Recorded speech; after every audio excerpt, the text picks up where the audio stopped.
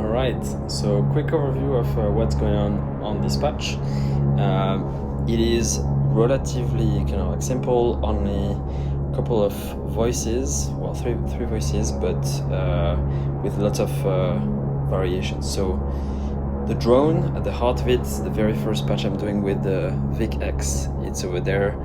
Super impressed by the kind of territories that you can enter with this, just completely mysterious. I haven't figured out what any of the kind of like knobs do in particular, but it's just about getting lost.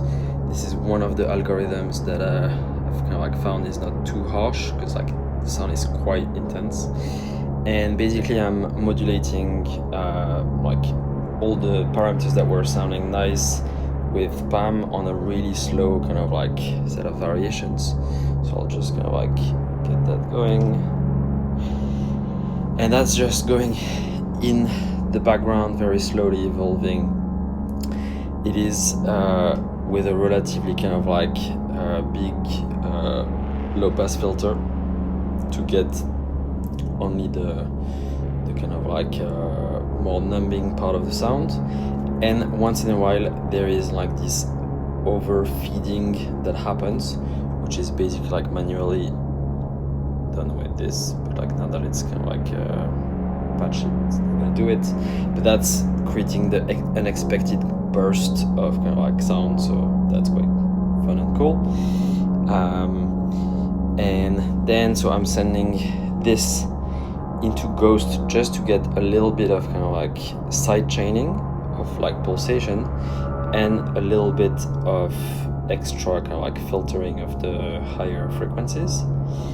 And basically like one part of it is going dry into the Supermix mixer, and the other part is going into the Vino Echo, and the Vino Echo is kind of like just adding a lot of ambience by having a really kind of like long mixing of the two channels that are cross-fitting into each other and so on. So that's adding some nice variations, and basically the intensity of the Vino Echo is on a slow kind of like LFO with the quad VCA. Then from there, all the output of kind of like the mix goes into beats, just for the nice reverb of beats, and then it goes into the MSCL compressor, because these harsh noises, they can be quite higher kind of like volume than the rest. So, and also like the compressor is almost kind of like overdoing it, which is creating from a stereo image perspective something quite interesting. So that is what I'm going for here. So that's all a bit kind of like over compressed. And then on the other side, we've got the main kind of like voice, which is on our friend the OPXY.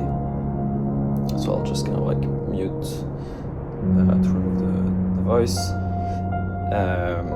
So basically a bunch of piano notes on two, just kind of like a couple of patterns, and they are all with step components to be happening at random kind of like probability, and with variation of the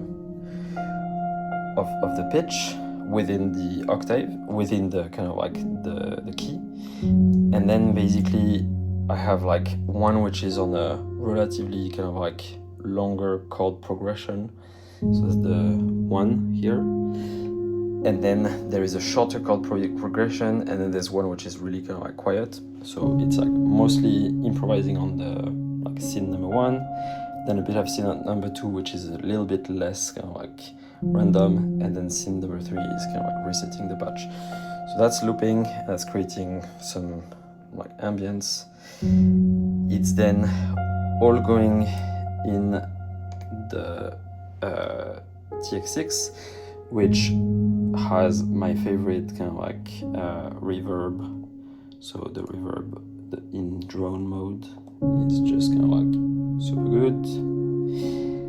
And the third thing, so I'm just going to kind of like mute our friend the piano, is some noise, some kind of like rumble noise. It's just going into the FX aid for kind of like the filter cutoff frequency, and that's basically just kind of like adding a little bit of wind that keeps something like flowing back and forth. This one doesn't have too much reverb to not kind of like overdo it. So these are my 3 voices. So there's now kind of like the drone and the piano. You can hear like that's one of the kind of like moments where it overdrives, and then there's a few kind of like echoes of that on the Vino Echo.